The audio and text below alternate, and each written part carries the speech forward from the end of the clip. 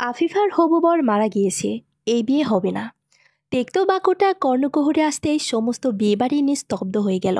আফিফা তার হবু বরের জন্য বধূ সেজে অপেক্ষা করছিল। তার হবু স্বামী মারা গিয়েছে বাক্যটা আফিফার কর্ণে পৌঁছাতেই সে চমকে উঠল। চিন্তায় সমস্ত মস্তিষ্ক অকেজো হয়ে গেল। বুদ্ধিরা জট বেঁধে পালিয়েছে। ভেতরটা শূন্যতায় ভরে উঠল। রিমির মুখে এমন কথা শুনে আফিফার বাবা নিজাম শিকদার ধপ করে জমিনে বসে পড়লেন।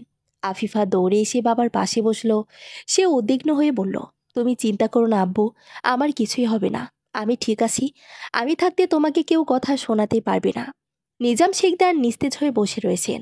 আফিফার আখি যুগল বেঅশ্রু গড়িয়ে পড়ছে। সে বিয়ে করতে পারবে না বলে তার আখি যুগল ভেজেনি, তার আখি যুগল ভেজেছে বাবার বিধ্বস্ত মুখশ্রী দেখে। চারদিকে কোলাহল সৃষ্টি হলো। কিছু তিক্ত বাক্য কর্ণকুহরে এসে পৌঁছালো। এই মেয়ে অপয়া, বিয়ে না হতেই হবু স্বামী মারা গেল। এই মেয়ে যার ঘরে যাবে তার ঘরটা আধারে পরিপূর্ণ হয়ে যাবে। এই মেয়েকে কে বিয়ে করবে? আপনি সমাজে কিভাবে মুখ দেখাবেন নিজাম শিকদার? আমাদের বন্টুর সাথে আফিফার বিয়ে দিয়ে দিন। বিষাক্ত বাক্যগুলো ধারালো অস্ত্রের মতো বুকে এসে বিচ্ছে। কায়ার সমস্ত হাড়ভাঙা ব্যথা অনুভব করছে আফিফা। আরহান বাবা আর বোনের করুণ অবস্থা দেখে দিশারা হয়ে পড়ল। সে দ্রুত আফিফার কাছে এগিয়ে এলো।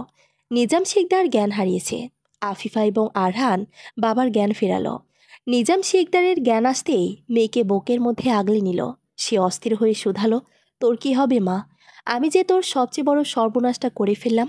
তুই আমাকে বলেছিলি তুই অনার্স শেষ করে বিয়ে করবি। আমি এতদিন ধৈর্য ধরলাম, আর কয়টা দিন ধরতে পারলাম না। বাবার বলা প্রতিটি বাক্য আফিফার ভেতরটা রক্তাক্ত করে দিচ্ছে। সে বাকরুদ্ধ হয়ে গিয়েছে। কথা বলার কোনো শক্তি সে ভেতর থেকে সঞ্চয় করতে পারছে না। আরহান আফরাতের দিকে দৃষ্টিপাত করল। আফরাতের সমস্ত মুখশ্রীতে গম্ভীরতা ছড়িয়ে ছিটে পড়েছে। আফরাতের মা মরিয়ম তালুকদার নিজাম শিকদারের কাছে এগিয়ে আসলেন। সে নিজাম শিকদারের পাশে বসে নিম্নকণ্ঠে শুধালো, আমি আপনার সাথে কিছু কথা বলতে চাই ভাইজান। আমি জানি কথাগুলো আপনার কাছে মূল্যহীন লাগবে, তবু আমি আপনার কাছে আর্জিটা করতে চাই।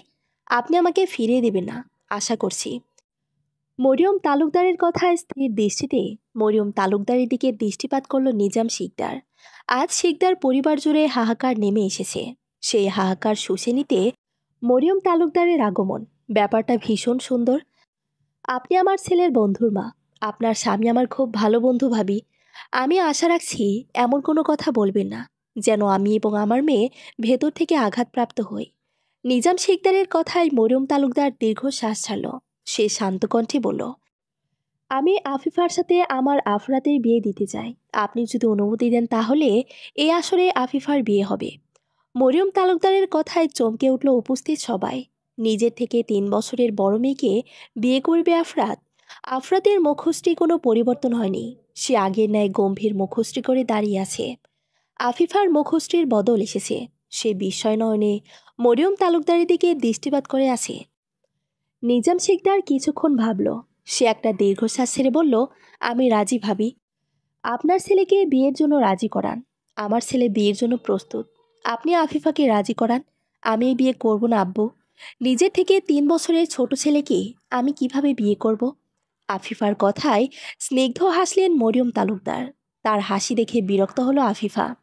মরিয়ম তালুকদার আফিফার মস্তকে হাত বোলাতে বোলাতে বলল, নিজে থেকে ছোট ছেলেকে নিয়ে করা কি পাপ মা? তোমার আঙ্কেল আর আমি 2 বছরের বড়, এই কথাটা কেউ জানে না। আজকে তোমাকে বললাম। তুমি তো বিয়ে করবে মা, পাপ তো আর করবে না। একটা ছেলে যদি তার থেকে 4 বছরের ছোট মেয়েকে বিয়ে করতে পারে, তাহলে তুমি কেন 3 বছরের ছোট ছেলেকে বিয়ে করতে পারবে না? বিয়ের পরে তোমাকে শ্বশুরবাড়ি যেতে হবে না। তুমি তোমার বাড়িতে থাকবে, আর আফরাত আমার বাড়িতেই থাকবে। আফরাতের যখন একটা ভালো চাকরি হয়ে যাবে, তখন তোমাকে আমাদের বাড়িতে তুলে নিয়ে যাব। এখন সব কিছু তোমার উপরে নির্ভর করছে মা। তোমার অমতে কিছুই হবে না। তুমি রাজি থাকলে বিয়ে হবে, না থাকলে বিয়ে হবে না।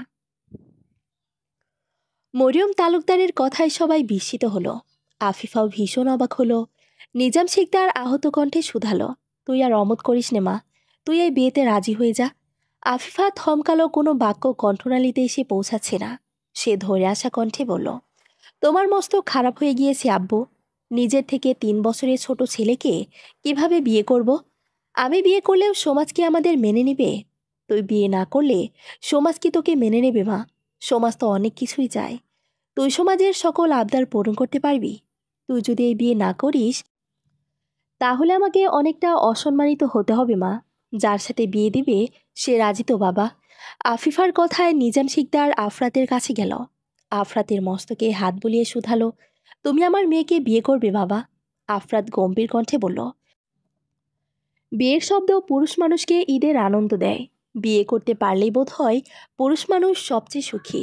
সেখানে আফিফা আপুর মতো সুন্দরী মেয়ে বউ হিসেবে পেলে কোনো কথাই নেই। আপনি একটা পরীর জন্য জিনের কাছে আবেদন করতে এসেছেন। এত সুন্দর পরী পেলে জিন কি নাকচ করতে পারে?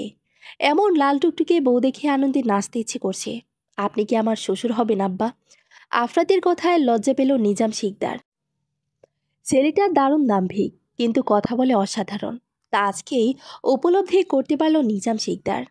পেটে ক্ষুধা অনুভব করলে যেমন খাবারের গুরুত্ব বোঝা যায়, ঠিক তেমনই বিপদে বললে মানুষ চেনা যায়। যে ছেলেটাকে সে সহ্য করতে পারত না, সেই ছেলেটাই তাকে আনন্দ দেওয়ার প্রয়াস চালাচ্ছে। ভারাক্রান্ত হৃদয় নিয়ে আফিফা এবং আফরাতের বিবাহ সম্পন্ন হয়েছে। আফিফা অনবরত অশ্রু বিসর্জন দিয়ে যাচ্ছে। সে কিছুতেই আফরাতকে স্বামী হিসেবে মেনে নিতে পারছে না। মেনে নিবেই বা কিভাবে? যাকে এতদিন ছোট ভাই হিসেবে জেনেছে, তাকে কি আর হুটহাট স্বামী হিসেবে মানা যায়? তাও মানুষটা তার থেকে 3 বছরের ছোট। আফিফার ভেতরটা হাহাকার করে উঠল। অনুভূতিরা শূন্য হয়ে গিয়েছে। শহরের অলিতে গলিতে বিরহ মিছিল করছে। বাড়িতে প্রবেশ করেই আফরাতের মস্তক জ্বলে উঠল। সে আশেপাশের সবকিছু চূর্ণ বিচূর্ণ করে ফেলছে। আফরাতের মতো শান্ত মানুষের হঠাৎ কি হয়ে গেল? সে কি এই বিবাহে খুশি নয়? আফরাতের ক্রোধের কারণ কেউ উদ্ধার করতে পারছে না। মরিয়ম তালুকদার ছেলের কাছে এসে শুধালো, আফরাত, কি হয়েছে? তুমি এমন উন্মাদের মতো আচরণ করছো কেন? মায়ের প্রশ্নে আফরার রাগান্বিত হয়ে শুধালো, বিয়ে করেছি বউ রেখে দূরে থাকার জন্য। তুমি আমার বউকে কেন তার বাপের বাড়ি রেখে আসলে? আমি তোমাকে 1 সেকেন্ড সময় দিব না। তুমি এক্ষুনি আমার বউ নিয়ে এনে দিবে। আমি একটা মুহূর্ত বউ ছাড়া থাকতে পারবো না। হয় আমাকে বউ এনে দিবে, নয়তোবা আমাকে ঘর জামাই বানিয়ে দিবে। আফরাতের কথায় মরিয়ম তালুকদার বিস্ময় নয়নে ছেলের দিকে দৃষ্টিপাত করে আসে। তালুকদার বাড়ির প্রতিটি মানুষের মুখে লাজুক হাসি। আফরাত সবাইকে উপেক্ষা করে বউ এনে দাও, বউ এনে দাও জপ করতে লাগলো। অনুভূতিরা ছন্দ হারিয়েছে, দুঃখরা তাতে তাল মিলিয়েছে। বুদ্ধিরা স্তব্ধ হয়ে গিয়েছে, মস্তিষ্ক তকবক করে উঠছে। মনের আনাচে কানাচে বিষাদ ছড়িয়ে পড়েছে। তিক্ততা হৃদয়কে গ্রাস করে ফেলেছে। বিষণ্ণতা মস্তিষ্ক জুড়ে বিচরণ করছে। নিজাম শিকদারের পাশে বসে আছে মরিয়ম তালুকদার। মরিয়ম তালুকদার আহত দৃষ্টিতে নিজাম শিকদারের দিকে দৃষ্টিপাত করে আছে। নিজাম শিকদার তা উপলব্ধি করতে পেরে ঠান্ডা মস্তকে শুধালো, আপনি আমাকে কিছু বলতে চাইছেন ভাবি? নিজাম শিকদারের প্রতিটি বাক্য মরিয়ম তালুকদারের ভেতরটা নাড়া দিয়ে উঠল। সে আমতা আমতা করে বলল, আসলে একটাই তো ছেলে বিয়ে দিয়েছি। সবাই চাইছে আপনার মেয়েটা আমাদের বাড়িতে 7টা দিন থাকুক। নতুন বউ বাড়ি না আসলে কেমন দেখায় আপনি বলুন? নিজাম শিকদার বুঝল মরিয়ম তালুকদারের কথা। তিনি মরিয়ম তালুকদারকে আশ্বস্ত করে বলল, আপনি চিন্তা করবেন না, আমি মেয়েকে বুঝিয়ে আপনার বাড়ি পাঠাচ্ছি। জানালার ধারে দাঁড়িয়ে রজনীর নিস্তব্ধ আদার দেখতে মগ্ন ছিল আফিফা। মনটায় বিষণ্ণতায় ছেয়ে গিয়েছে। মনের শহরের অচিলত বিরহের মিছিল শুরু হয়েছে। আফিফার ভাবনার মাঝেই দরজাটা শব্দ করে জানান দিল কক্ষে কেউ প্রবেশ করেছে। আফিফার দৃষ্টিতে দেখল তার বাবা এসেছে। আফিফার পরনে এখনও বিয়ের সাজসজ্জা রয়েছে। মেয়েটার মুখশ্রী বহিঃপ্রকাশ ঘটাচ্ছে তার জীবনের সব রং সাদা হয়ে গেছে। নিজাম শিকদার মেয়ের মস্তকে হাত বুলাতে বুলাতে শুধালো, বাবা, ওপরে রাগ করেছিস মা? ভাগ্যের ওপরে কারো হাত নেই আব্বু। তুমি শুধু শুধু নিজের দিকে দোষ টেনে নিবে না। আমার ভাগ্যটা এত খারাপ কেন বলতে পারো আব্বু? ছোটবেলায় মা হারালাম, আর আজ আমার জন্য কোনো মা তার সন্তান হারালো। শেষে এসে একটা বাচ্চা ছেলেকে আমার বিয়ে করতে হলো। আমার ভীষণ কষ্ট হচ্ছে আব্বু, সহ্য করতে পারছি না। সব কিছু হারানোর যন্ত্রণা এতটা তীব্র হয় কেন আব্বু? মেয়ের বলা প্রতিটি বাক্য নিজাম শিকদারের বুকে ছিদ্র করে দিয়ে গেল। নিজাম শিকদার কাছে মেয়ের অশ্রুকণাগুলো বাবার হৃদয়টা রক্তাক্ত করে দিচ্ছে। নিজাম শিকদার দীর্ঘশ্বাস ছেড়ে শুধালো, আফরাদের মা এসেছে তোকে নিয়ে যেতে। ওনার একমাত্র ছেলের বউ তুই, ওদেরও আশা থাকতে পারে। তুই না করিস না মা, তুই 7টা দিন ওদের বাড়ি থেকে আয়, তারপর আমি নিজে তোকে নিয়ে আসবো। এমনটা তো কথা ছিল না আব্বু। আমি জানি এমনটা কথা ছিল না, কিন্তু ওদের দিকটাও আমাকে ভাবতে হবে। আমার যেতে ইচ্ছে করছে না আব্বু। ওরা আমাদের জন্য এত বড় আত্মত্যাগ করলো, আর আমরা এটুকু পারবো না? আফিফার ইচ্ছে না থাকা সত্ত্বেও মরিয়ম তালুকদারের সাথে যেতেই হলো। তালুকদার বাড়িতে আফরাতকে নিয়ে সবাই হাসাহাসি করছিল। এমন সময় আফিফাকে নিয়ে প্রবেশ করলো মরিয়ম তালুকদার। আফিফাকে দেখে আফরাতের হৃস্পন্দনের গতিবেগ স্থির হয়ে গেল। সে মুগ্ধ নয়নে আফিফার দিকে দৃষ্টিপাত করে আছে। আফিফা মস্তক নুয়ে মরিয়ম তালুকদারের পাশে দাঁড়িয়ে আছে। আফরাত আহত কণ্ঠে বলল, এই অবস্থায় মেয়েটাকে না নিয়ে আসলেই পারতি আম্মু। এমনিতেই মেয়েটার মনের অবস্থা ভালো না, সে বোধ হয় একা থাকতে চেয়েছিল। তুমি কেন মেয়েটাকে কষ্ট দিতে গেলে? আফরাতের কথায় সবাই বিস্ময় নয়নে আফরাতের দিকে দৃষ্টিপাত করে আছে। এই ছেলেটা এতটা পোল্টিবাজ হয়ে গেল কি করে? একটু আগে বউ বউ করে মাথা খাচ্ছিল, হঠাৎ করে সুর পাল্টে ফেলল। আফিফার প্রথম আফরাতের কথা ভালো লাগলো, কেউ অন্তত তার মনের ব্যথা বুঝেছে। কিন্তু কাল যে ছেলেটা আপু আপু বলে মস্তক ঝালাপালা করে দিত, আজ সেই ছেলেটা তাকে মেয়েটা বলে সম্বোধন করছে। তুমি আমার সাথে আমার কক্ষে এসো, তোমাকে আর কষ্ট করে এসব পড়ে থাকতে হবে না। আফরাতের কথায় লজ্জা পেল আফিফা। বাড়ি ভর্তি মানুষের সামনে তার বরটাকে কক্ষে ডাকছে, ভাবা যায় এগুলো? তবে আফিফার ক্লান্ত কায়াটা আস্তরণে শায়িত হতে চাইছে। মন বলছে এগিয়ে যা আফিফা, মস্তিষ্ক বলছে থেমে যা আফিফা। আফিফা দ্বিধাদ্বন্দ্বে ভুগছে। তখনই মরিয়ম তালুকদার বলল, তুমি আফরাতের সাথে যাও মা, আজকে অনেক রাত হয়ে গিয়েছে, কালকে প্রভাতবেলা তুমিও আত্মীয়স্বজনের সামনে আসবে। আফিফা মস্তক নাড়িয়ে আফরাতের সাথে আফরাতের কক্ষে গেল। আফরাতের কক্ষে এসেই আফিফার মস্তক জ্বলে উঠল। এটা কোনো মানুষের কক্ষ হতে পারে? আফিফার মনে হচ্ছে এটা আস্ত একটা গোয়ালঘর। আফিফা চারপাশে একবার আখি যুগল বুলিয়ে নিল। আফিফার পর্যবেক্ষণের মাঝেই আফরাত শুধালো, তোমার কষ্ট হচ্ছে না? একটু হচ্ছে। তুমি আমার থেকে দূরে থাকবা, আমি কি তোমার কোলে উঠে বসে আছি? আফরাতের কথায় জ্বলে উঠল আফিফা। এই ছেলেটা সহজ হয়ে কথা বলতে পারবে না। সে ছোট বলে কোলে নিয়ে বসে থাকতে হবে নাকি? আফিফা রাগান্বিত হয়ে বলল, বাচ্চা ছেলে একদম বেশি কথা বলবি না। আফিফার বাক্যগুলো কর্ণকুহরে আসতে আফরাত উত্তপ্ত হয়ে গেল। সে রাগান্বিত হয়ে বলল, আরেকবার বাচ্চা বললে সত্যি কোলে উঠে বসে থাকবো, যে আমার পাটকাঠির মতো শরীর এক হাত রাখলেই মরমর করে ভেঙে যাবে। তুমি নিজের দিকে আর আমার দিকে তাকিয়ে দেখেছো কখনো? আমি তোমার থেকে উচ্চতায় লম্বা, তুমি আমার থেকে বয়সে বড় হলেও দেখতে আমাকেই তোমার বড় লাগে। আফিফা তাকিয়ে দেখল আসলেই আফরাতের মুখশ্রীতে ঘন কালো চাপদারির জন্য আফরাতকে একটু বয়স্ক লাগছে। আফিফার আখি যুগলে অসহায়ত্ব ফুটে উঠল। শান্তশিষ্ট ছেলেটা হঠাৎ করে এতটা পাজি হয়ে গেল কি করে? আফিফা গম্ভীর কণ্ঠে বলল, একদম আমাকে ছোঁয়ার চেষ্টা করবে না। আমি তোমাকে ছুঁয়েছি? এত নষ্ট তোমার মন, ছি। বিয়ে হতেই পারল না, বরকে উস্কে দেওয়া শুরু করে দিয়েছ। আমাকে তোমার এত লোভী মনে হয়?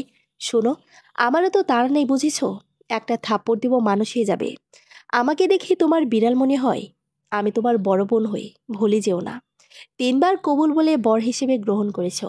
আমাকে ভাই বলতে তোমার লজ্জা করছে না? আমাকে বিয়ে করতে তোমার লজ্জা করলো না? পরি যদি নিজে যেচে পড়ে জিনের কাছে আসে, জিন তো সুযোগের ফায়দা লোভে নেবেই। তোমার সাথে কথা বলে সময় নষ্ট। স্বামীর সাথে রাগ করলেও সব পাওয়া যায়, আরও কিছু পাওয়া যায়, কিন্তু আমি বললাম না। আমি তোমার মতো অসভ্য না। আমার লজ্জা শরম বলতে কিছু আছে, বুঝেছ? মরে গেলেও বিশ্বাস করব না। আমার এখনো বাসর হয়নি, বাচ্চাও হয়নি। তুমি মরে গেলে আমার সব স্বপ্ন পূরণ করবে কে? তুমি কিন্তু বেশি কথা বলছো আফরাত। আল্লাহ কি মুখ দিয়েছে চুপ থাকার জন্য?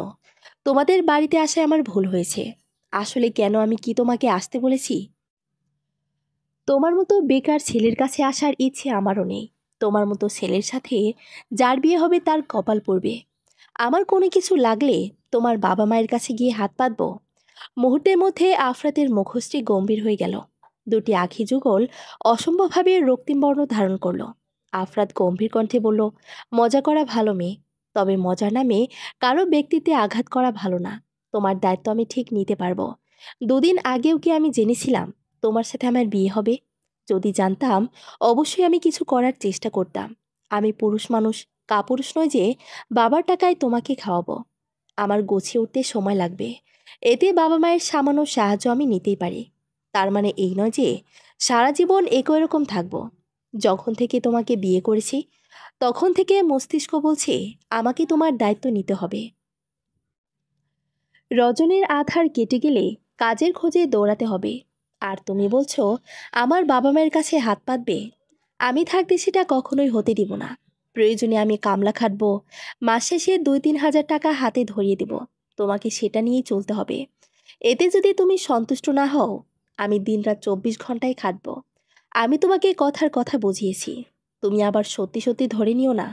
আমি শিক্ষিত ছেলে, 10,000-এর নিচে নিশ্চয়ই অর্থ পাবো না। দরকার পড়লে পুরোটা তোমার হাতেই তুলে দেব। আর নিজের বাবা মায়ের কাছে ভিক্ষা করবে? তোমার দায়িত্ব নিতে পারলেই হয়েছে। আমারটা আমি বাবা মার থেকে সাহায্য নিব।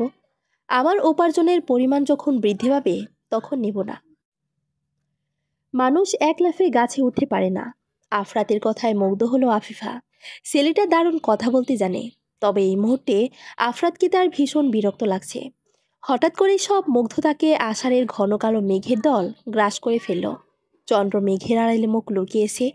ধরনের বুকে হিম শীতল হাওয়া ছড়িয়ে পড়েছে। গাছের ডালগুলো বাতাসে হেলে দুলে পড়ছে। নিস্তব্ধ অম্বর জানান দিচ্ছে বর্ষণের ধারা ধেয়ে আসছে। সময়ের সাথে তাল মিলিয়ে ঝড়ের বেগ প্রকোপ পেতে শুরু করলো। অম্বর তার অবস্থা জানান দিতেই বিদ্যুৎ কক্ষের সাথে বিচ্ছেদ ঘটালো। আলোয় আলোকিত কক্ষটা মুহূর্তের মধ্যে আঁধারে রূপ নিল। বিদ্যুৎ বিচ্ছিন্ন হতেই আফিফার অন্তরাত্মা কেঁপে উঠল। সেই শৈশব থেকেই ঝড় বৃষ্টি করে ভীষণ ভয় পায়। আফিফা ভয়ে জড়সড়ে উঠে বসল। আফিফাকে অস্থির হতে দেখে আফরাত শুধালো, কি হয়েছে তোমার? তুমি কি কোনো কারণে ভয় পাচ্ছ? আমি কি ভয় পাবার মতো কোনো কাজ করেছি? আফিফার পক্ষ থেকে কোনো উত্তর এলো না। আফিফা দুহাতে নিজেকে আঁকড়ে ধরে রেখেছে। আফরাত চিন্তিত হলো, সে তো আফিফাকে কোনোভাবে অসম্মান করেনি। তাহলে আফিফা ভয় পাচ্ছে কেন? আফরাত আবার শুধালো, তুমি কথা বলছো না কেন? আমি ঝড় বৃষ্টি ভয় পাই। আফিফার কথা শুনে আফরাত শব্দ করে হেসে উঠল। এতক্ষণে আফরাতের অশান্ত বুকটা প্রশস্ত হলো। আফরাত উঠে আফিফার পাশে বসলো। আফিফার রক্তিম দৃষ্টিতে আফরাতের দিকে দৃষ্টিপাত করলো। কিন্তু আফরাত আধারে তা দেখতেও পেল না। আফরাত নিজের ফোনের আলো জ্বালিয়ে বলল, তুমি নাকি আমার থেকে বড়, সামান্য ঝড় বৃষ্টি ভয় পাও?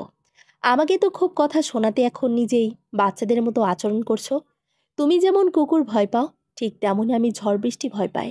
কারো দুর্বলতা জেনে হাসা উচিত নয়। আফিফা বেশ সিরিয়াস হয়ে গিয়েছে। আফরাত কোনো বাক্য উচ্চারণ না করেই স্তব্ধ হয়ে বসে রইল। দুজনের নিস্তব্ধতা বুঝি মেঘমামার সহ্য হয়নি। তাই তো সে বিকট শব্দে গর্জন করে উঠল। আফিফা মুখশ্রীতিতে মা শব্দ উচ্চারণ করে আফরাতকে আলিঙ্গন করল। জীবনে প্রথম কোনো নারীর স্পর্শ পেয়ে আফরাতের হৃদক্রিয়া কার্যক্রম বন্ধ করে দিল। অনুভূতিরা অদ্ভুত মোহে জেগে উঠেছে। এই অনুভূতির সাথে পরিচিত নয় আফরাত, তবে তার এই অনুভূতি ভীষণ ভালো লাগছে। মন বলছে বৃষ্টি না থামুক, ঝড় আরো বাড়ুক, মেঘ দ্বিগুণ গর্জে গর্জন করে উঠুক। কিন্তু তার আশায় পানি ঢেলে দিয়ে 10 মিনিট পর পরিবেশ শান্ত হলো। পরিবেশ শান্ত হতে আফিফা আফরাতে থেকে ছিটকে দূরে সরে দাঁড়ালো। আফরাত এখনও ঘোরের মধ্যে বসে আছে। আফিফা অন্য পাশ হয়ে দ্রুত শায়িত হলো। 15 দিন পর আফিফা ভার্সিটিতে যাওয়ার জন্য বেরিয়েছে। তখনই আফরাত বাইক নিয়ে এসে আফিফার সামনে দাঁড়ালো। আফরাতকে দেখে বিরক্তিতে মুখশ্রী কুঁচকে এলো আফিফার। আফরাত কালো সানগ্লাস পরে বেশ ভাব নিয়ে সামনের দিকে তাকিয়ে আছে। আফিফা গাড়িতে উঠছে না দেখে সে নিজেই শুধালো, গাড়ির জন্য দাঁড়িয়ে আছো?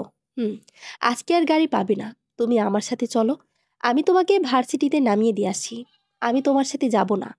আমার সাথে গেলে আমি তোমাকে খেয়ে ফেলবো। তুমি আমার সাথে গেলে সবাই জানতে চাইবে তুমি আমার কেউ হও। তখন আমি সবাইকে কি বলবো? যা সত্যি তাই বলবে। তোমার মাথা খারাপ হয়ে গিয়েছে। আমার মাথা খারাপ হতে যাবে কেন? তুমি আমার বউ হও, এটা আমি সবার সামনেই বলতে পারবো। তাহলে আমি তোমার স্বামী হই, এটা কেন তুমি সবার সামনে বলতে পারবে না? তোমাকে অপমান করতে চাইছি না, তাই চুপচাপ আমাকে ভার্সিটিতে নামিয়ে দিয়ে আসো। বাক্যগুলো শেষ করেই আফিফা আফরাতের কাঁধে হাত রেখে বসল। আফরাতের সমস্ত শরীর অদ্ভুতভাবে শিউরে উঠল। এই রমণীর ছোঁয়ায় জাদু আছে। নয়তো এই রমণীর ছোঁয়া শরীরে লাগতেই ভেতরটা বাজেভাবে এলোমেলো হয়ে যায়। সূর্য মস্তিষ্ককে উত্তপ্ত করতে মেতে উঠেছে। সময়ের সাথে তাল মিলিয়ে তেজের প্রখরতা বৃদ্ধি পেতে শুরু করেছে। শহরের কোলাহলপূর্ণ পরিবেশে আফিফার দৃষ্টি স্থির হলো একজন সুদর্শন যুবকের ওপর। মুহূর্তের মধ্যে আফিফার বুকের মধ্যে ছ্যাদ করে উঠল। আফিফা ভয়ঙ্কর রকমের অবাক হয়েছে। তার সমস্ত মুখশ্রী বেয়ে ঘাম গড়িয়ে পড়ছে।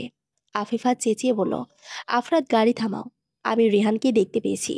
আফিফার বাক্যগুলো কর্ণকুহরে পৌঁছাতেই আফরাতের বুকের মধ্যে ধক করে উঠল। আখি যুগল অসম্ভবভাবে রক্তিম বরণ ধারণ করল। আফরাতের ভেতরে অস্থিরতার ঝড় বয়ে যাচ্ছে। আফরাত জল শক্ত করে বলল, রেহান মারা গিয়েছে। মৃত মানুষ কিভাবে শহরের বুকে আসবে? মৃত মানুষের ঠাঁই কবরের ধরনের বুকে নয়। তোমার কি মনে হয় আমি মিথ্যে কথা বলছি? আমাকে তুমি যেতে দাও, না হলে আমি গাড়ি থেকে লাফ দেব। আমার রেহানের সাথে অনেক কথা আছে। রেহান কেন আমার সাথে ছলনা করলো?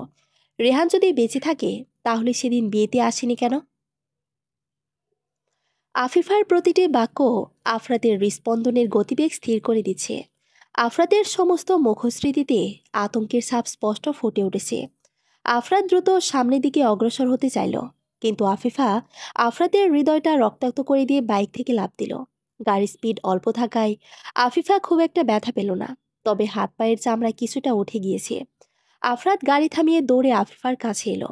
সে অস্থির হয়ে শুধালো, তোমার কিছু হয়নি তো আফিফা?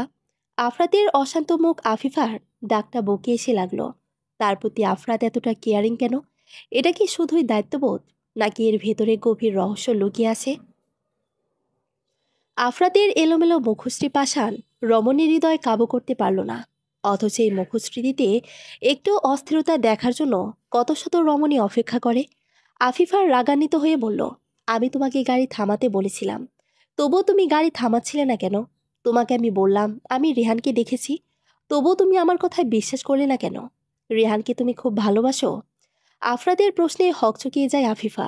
সে রেহানকে ভালোবাসে না, তবে রেহানের থেকে অনেক কিছু জানার আছে।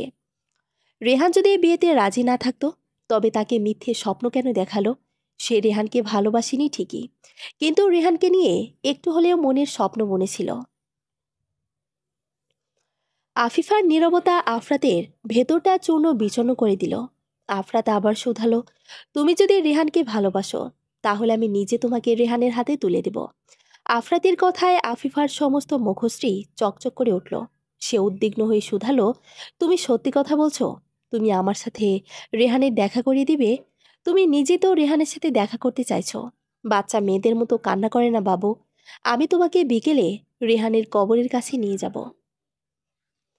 তারপর তুমি দিনভর অশ্রু বিসর্জন দিবে আর বলবে, ওগো, তুমি আমাকে রেখে কেন চলে গেলে?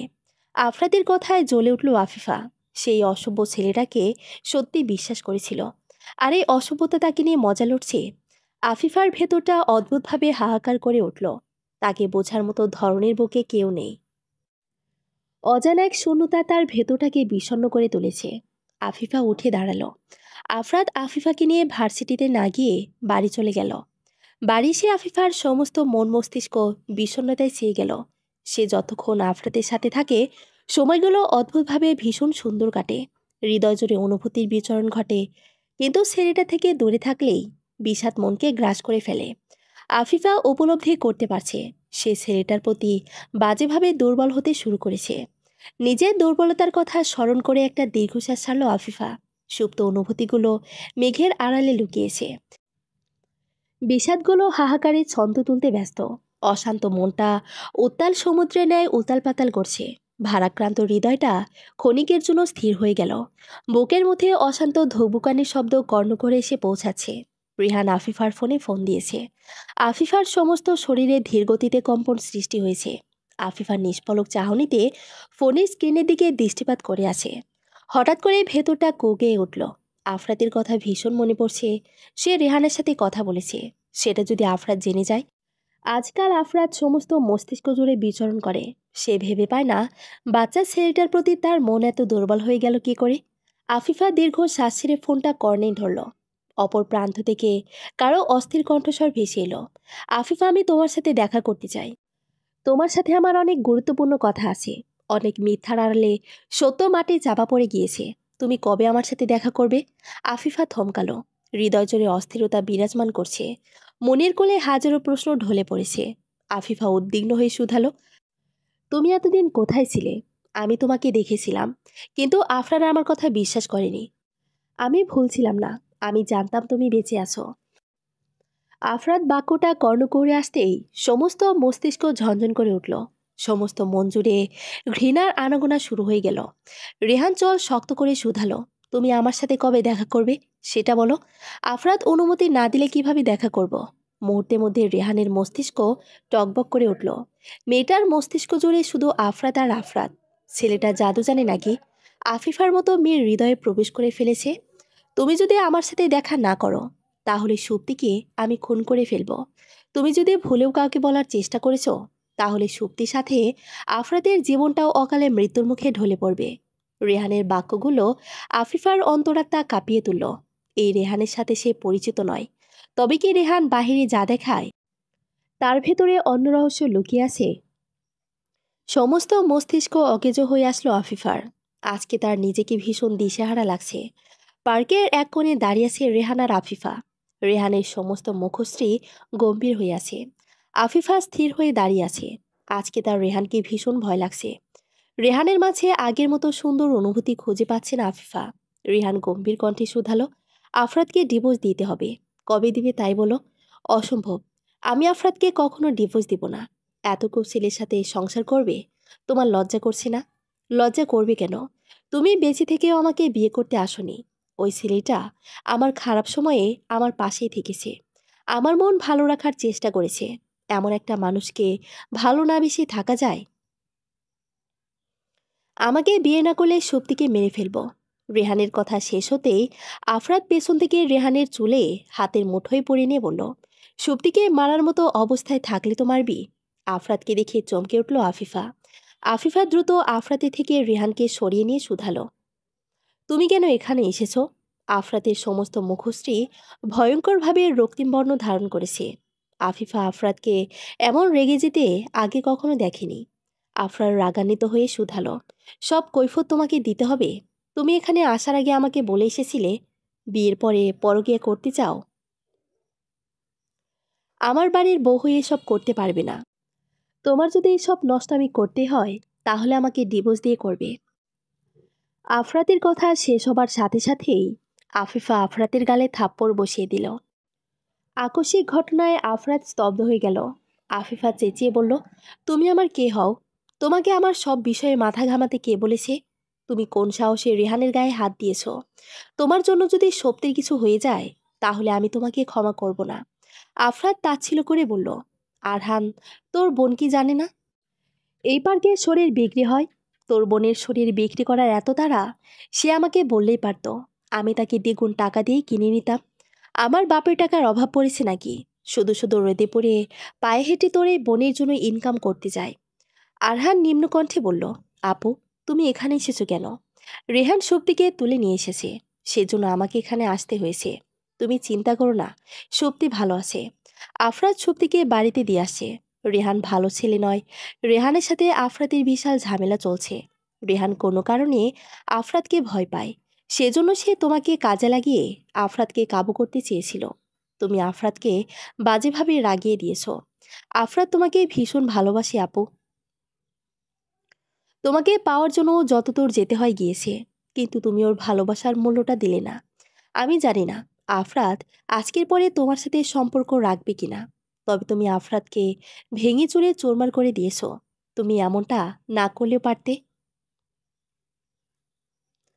তার মানে আফরাতের রেহানকে বিয়ের দিন সরিয়েছিল? না। তাহলে বিয়ের দিন রেহান হোটেলের মেয়েদের নিয়ে মগ্ন ছিল, আর রেহানের মৃত্যুর খবরটা আফরাত ছড়িয়েছে। না হলে সে তোমাকে বিয়ে করতে পারত না। তোমাকে পাওয়ার জন্য যে মানুষটা পুরো পৃথিবীর সাথে লড়াই করলো, আর তুমি তাকে আঘাত করলে আপু। পুরো পৃথিবীর মানে? আফরাতের পরিবার তোমাকে মেনে নিবে না। শুধুমাত্র আফরাতের জেদের কাছে তারা হার মেনে গিয়েছে। তোমাকে পাবার আশায় গুনে গুনে 3 দিন আফরাত না খেয়েছিল। এসব কথা আমাকে আগে বলিসনি কেন? আফরাতের নিষেধ ছিল। আফরাতকে দেখতে যতটা আলাভোলা মনে হয়, ভেতর থেকে ও তার চেয়েও বেশি ভয়ঙ্কর। তাদের কথোপকথনের মধ্যে পুলিশ এসে রেহানকে ধরিয়ে নিয়ে গেল। আফরাত বিলম্ব করল না, দ্রুত স্থান ত্যাগ করল। আফিফা অসহায় দৃষ্টিতে ভাইয়ের দিকে দৃষ্টিপাত করে আছে। অনুভূতিরা আনন্দে মেতে উঠেছে। বুদ্ধিটা মনের আনাচে কানাচে দোল খেলছে। বিষাদকে গ্রাস করে নিয়েছে এক টুকরো সহানুভূতি। হৃদয়টা শীতলতায় আবদ্ধ হয়ে গিয়েছে। আফিফা নববধূ সাজে নিজেকে সাজিয়ে তুলেছে। আফিফার মানিয়ে নেওয়াটা সবাইকে করেছে মনোমুগ্ধ। আফরাতের সমস্ত কক্ষ পুষ্প দিয়ে সজ্জিত করা হয়েছে। বিষণ্ণ মন দিয়ে কক্ষে প্রবেশ করলো আফরাত। সমস্ত কক্ষ আধারে ছেয়ে আছে। তা দেখে মুহূর্তের মধ্যে মস্তিষ্ক উত্তপ্ত হয়ে গেল। চন্দ্রের আলো বেলকনির দরজাতে এসে পড়েছে। আফরাত আলো অনুসরণ করে বেলকনির দিকে অগ্রসর হলো। আফরাত কক্ষ ত্যাগ করতেই সমস্ত কক্ষ মোমবাতির আলোয় আলোকিত হয়ে উঠল। আফরাত উপলব্ধি করতে পারল কক্ষে কেউ এসেছে। আফিফা বেলকনিতে এসে আফরাতকে পেছন থেকে আলিঙ্গন করল। আফরাতের সমস্ত শরীর শিউরে উঠল। এই আলিঙ্গনে কিছু একটা আছে। এই মেয়েটা আলিঙ্গন করলেই ভেতরটায় ভালোবাসার মোহ জেগে ওঠে। কিন্তু এখন ভালোবাসার মোহে বিমোহিত হবার সময় নয়। তাকে শক্ত থাকতে হবে। মেয়েটা তাকে ভেতর থেকে আঘাতপ্রাপ্ত করেছে। এত সহজে মেয়েটাকে সে মাফ করবে না। কিন্তু অনুভূতিরা তো মানতেই নারাজ। মাফ করে দাও, মাফ করে দাও বলে মিছিল শুরু করে দিয়েছে। আফরাত আফিফাকে সরাতে চাইলে আফিফা আরও শক্ত করে আফরাতকে জড়িয়ে ধরল। আফরাতের সমস্ত শরীর অবশ হয়ে আসে। তার কথা বলার শক্তি ক্ষয় হতে শুরু করে দিয়েছে। তবুও সে কপট রাগ দেখিয়ে বলল, তুমি আমাদের বাসায় কি করতে এসেছো? তোমার কাছে এসেছি। কেন এসেছো? আমি আমার স্বামীর বাড়িতেই আসতেই পারি। আফিফার বলা প্রতিটি বাক্য আফরাতের মুখস্মৃতিতে তাচ্ছিল্য ফুটিয়ে তুলল। আফরাতের ভেতরটা হাহাকার করে উঠল। সে দীর্ঘশ্বাস ছেড়ে বলল, আমি তোমাকে ডিভোর্স দিয়ে দেব। বাচ্চা ছেলের মুখে এত বড় বড় কথা মানায় না। একদম বাচ্চা বলবে না। তুমি একদম বাজে কথা বলবে না। আমি তোমার বিয়ে করাবো। আমাকে বিয়ে করার সময় মনে ছিল না তোমাদের মতো ছেলেদের আমার ভালো করেই জানা আছে। এরা আবেগের বশে বড় মেয়েকে বিয়ে করবে। দুদিন যেতে না যেতেই অপছন্দের হয়ে গেলাম। তুমি কেন অপছন্দের হয়েছ সেটা আমার থেকে তুমি ভালো জানো। তোমাকে অপছন্দ হবার কোনো কারণ আমার ছিল না। কিন্তু তুমি কারণটা তৈরি করে দিয়েছ। তোমার সাথে আমি কথা বলতে চাইছি না। তুমি আমার কক্ষ থেকে বের হয়ে যাও। আমি একা থাকতে চাই। আমার হৃদয়ে অস্থিরতার ঝড় তুলে দিয়েছ। আমি এতটা অশান্ত থাকব আর তুমি শান্ত থাকবে, এটা তো আমি হতে দিব না। দরকার পড়লে তোমাকে অশান্ত করে দিয়ে পালাবো। আমি তোমাকে অসম্মান করতে চাই না। তাহলে সম্মান করো। তোমাকে সম্মান করার জন্য রেহান আছে। রেহানকে সরিয়ে দেওয়ার জন্য তুমি আছো। আফিফার বলা বাক্যগুলো আফরাতের হৃদয় ভয়ঙ্করভাবে কাঁপিয়ে তুলল। আফরাত কেমন জানি নিস্তব্ধ হয়ে গেল। আফিফা আফরাতের পিঠে পরম আবেশে মস্তক ঠেকিয়ে রেখেছে। আফরাত আফিফাকে নিজে থেকে ছাড়িয়ে নিল। আফরাত কক্ষে যাবে এমন সময় আফিফা বলল, অবহেলায় যদি করবে তাহলে ভালোবেসেছিলে কেন? তুমি আমার ভালোবাসার মূল্য দাওনি। আমি কি কারোর সাথে পালিয়ে চলে গিয়েছি? তার থেকে বড় আঘাত তুমি আমার হৃদয়ে করেছ। আমি আর এমন ভুল করব না। ক্ষমা করে দাও আফরাত। আমি ক্ষমা করার কে আফিফা? আফিফার ভেতরটা কেঁপে উঠল। আফরাত যখনই তার নামটা উচ্চারণ করে তখনই ভেতরটা কেমন জানি অস্থির হয়ে ওঠে। আফিফা মলিন কণ্ঠে বলল, চলে যেতে বলছো? তোমাকে ধরে রেখেছি। আচ্ছা থাকো, চলে গেলাম। আর আসবো না। এত শাস্তি কে বলেছিল? আফিফা চলে যাচ্ছিল। আফরাতের বলা বাক্য শুনে থেমে যায় দুটি চরণ। আফরাত তার দিকে নজর দিয়েছে। তার মানে তার সাজসজ্জার সার্থকতা পেয়েছে। আফিফা অসহায় দৃষ্টিতে আফরাতের দিকে দৃষ্টিপাত করল। আফরাত আফিফার দিকে দৃষ্টিপাত করে আছে। আফিফার ভেতরে অস্থিরতার ঝড় বইতে শুরু করে দিয়েছে। আফরাত আফিফার কাছে এসে আফিফার আখি যুগলের অশ্রুকণাটুকু মুছে দিল। আফিফাকে নিজের বুকের সাথে চেপে ধরে বলল, তুমি আমায় এত কষ্ট দাও কেন? আমি ইচ্ছে করে কষ্ট দেইনি। আমি তোমাকে বলেছিলাম তোর কোনো সমস্যা হলে তুমি আমাকে বলবে। দুজন মিলে সমস্যার সমাধান করার চেষ্টা করব। কিন্তু তুমি আবার কথা শোনোনি। জেনে বুঝে রেহানের কাছে গিয়েছ। রেহান ছেলেটা একদমই ভালো নয়। যদি ভালো হতো তাহলে আমি তোমাদের মাঝে আসতাম না। আফরাতের শেষোক্ত বাক্যটি শুনে আফিফার ভেতরে মোচড় দিয়ে উঠল। অদ্ভুতভাবে অন্য কারো কথা বলাতে তার দম বন্ধ হয়ে আসছে। আফিফা মলিন কণ্ঠে বলল, আমি সুপ্তিকে অনেক ভালোবাসি। আমি মায়ের আদর পাইনি। আমি জানি মা ছাড়া দুনিয়াটা কতটা কঠিন। সুপ্তিকে বাবা রাস্তায় পেয়েছিল, ছোট্ট একটা বাচ্চাকে আমার কোলে তুলে দিয়েছিল। নিজ হাতে সুপ্তিকে বড় করেছি। সেই বাচ্চা মেয়েটার বিপদের কথা শুনে আমি কিভাবে চুপ থাকতাম বলো? আমি তোমাকে চুপ থাকতে বলিনি। আমি নিজেও সুপ্তিকে নিজের ছোট বোনের মতোই ভালোবাসি। তাই সবসময় তোমাদের নজরে নজরে রাখতাম। কখন জানি রেহান এসে তোমাদের ক্ষতি করে দেয়। আমার চিন্তা সার্থক হয়েছে। রেহান সত্যি সুপ্তিকে তুলে নিয়ে গিয়েছিল। আমি সুপ্তিকে উদ্ধার করেছি। তবে তোমাকে রেহানের সাথে নিষিদ্ধ পার্কে দেখে আমার ভেতরটা দুমড়ে মুচড়ে যাচ্ছিল। আমার ভেতরে সে কি অসহনীয় যন্ত্রণা করছিল। আমি তোমাকে অন্য পুরুষের সাথে সহ্য করতে পারছিলাম না আফিফা। আমার ভেতরটা যে জ্বলে পড়ে যাচ্ছিল। তাই তোমাকে আঘাত দিয়ে কথা বলে ফেলেছি। তুমি আমাকে মাফ করে দিও। আমার কথায় তুমি কষ্ট পেও না আফিফা। তুমি একবার আমাকে ভালোবেসে দেখো। আমি তোমার সব কষ্ট মোচন করে দিব। আমি তোমাকে ভালোবাসি কিনা তা জানি না। আমি শুধু জানি তোমার সাথে আমার থাকতে ভালো লাগে। তোমাকে আমার ভয় লাগে। আমি কোনো কাজ করার আগে তোমার কথা ভাবি। তুমি কষ্ট পেলে আমার মস্তিষ্ক ঝলসে যায়। আমি আর তোমাকে কষ্ট পেতে দেব না। আমাকে একটু সুযোগ দাও। পৃথিবীর সব ভালোবাসা আমি তোমাকে এনে দেব। আফিফার কথায় আফরাতের হৃদয় শীতল হলো। ভেতরটা সুপ্ত অনুভূতিতে ভরে গিয়েছে। বিষাদরা ছন্দ তুলে পালিয়েছে। হাহাকার গোলকে সুখ এসে শুষে দিয়েছে। আফরাত আফিফার ললাটে চুমু খেয়ে বলল, আমি তোমাকে ভীষণ ভালোবাসি আফিফা। তোমাকে ভালোবাসতে বাসতে এত দূর এসেছি। তুমি যদি তোমাকে ভালোবাসার সুযোগ না দাও, তাহলে জ্বলতে জ্বলতে এখানেই শেষ হয়ে যাব। আমাকে এত দ্রুত শেষ হয়ে যেতে দিও না। আমার মতো এত মায়া করে তোমারে কেউ চাইবে না। আমি তোমার মায়ায় আবদ্ধ হয়েছি। ছায়া কখনো পিছু ছাড়ে না, আর মায়া কখনো ভোলা যায় না। এই যে তোমার জন্য মনের গহীনে অনুভূতি বাড়তে শুরু করেছি। এই অনুভূতি মৃত্যুর আগ পর্যন্ত বাড়তেই থাকবে। তুমি কি আমাকে তোমার অর্ধাঙ্গিনী হিসেবে গ্রহণ করবে? তোমাকে গ্রহণ করার জন্য কত যুদ্ধ করলাম। এত সুন্দর সেজে সর্বনাশ করতে এসেছো। এতক্ষণে আমার সর্বনাশ তো হয়েই গিয়েছে। আমার সর্বনাশ করার শাস্তি তোমাকে পেতেই হবে। আফরাতের কথায় আফিফা খিলখিল করে হেসে উঠল। আফিফার হাসি প্রতিধ্বনিতে চারিদিক মুখরিত হয়ে উঠল। আফরাত আফিফাকে শক্ত করে জড়িয়ে ধরে বলল, ভালোবাসি, ভীষণ ভালোবাসি। এই যে তোমাকে যেদিন প্রথম আলিঙ্গন করেছিলাম, যেদিনের আলিঙ্গন ভালোবাসার মোহ জেগে উঠেছিল, সেই মোহ আজও কাটাতে পারিনি। আমি যদি সেই মোহের অতল গভীরে তলিয়ে যাই, তবে কি আমাকে শাস্তি গ্রহণ করতে হবে? আফিফা কথা বলে না। নীরবতা প্রণয়ের আভাস দিয়ে যাচ্ছে। আফরাত আফিফাকে কোলে তুলে নিয়ে আস্তরণের কাছে গেল। আফিফাকে শায়িত করে সে আফিফার আখি যুগলের পাতায় অধর ছোয়ালো। আফিফা পরমাবেশে আখি যুগল বন্ধ করে আছে। কিছু সময়ের ব্যবধানের চার দেয়ালের আবদ্ধ কক্ষে প্রেমের মহাপ্রলয় ঘটে গেল। ভালোবাসায় পরিপূর্ণ হয়ে উঠল সমস্ত ধরনী। সুখানুভূতিতে পূর্ণতা পেল দুটি প্রেমিক হৃদয়। নিস্তব্ধ অম্বর তাদের প্রণয়নের সাক্ষী হয়ে রইল। সমাপ্ত।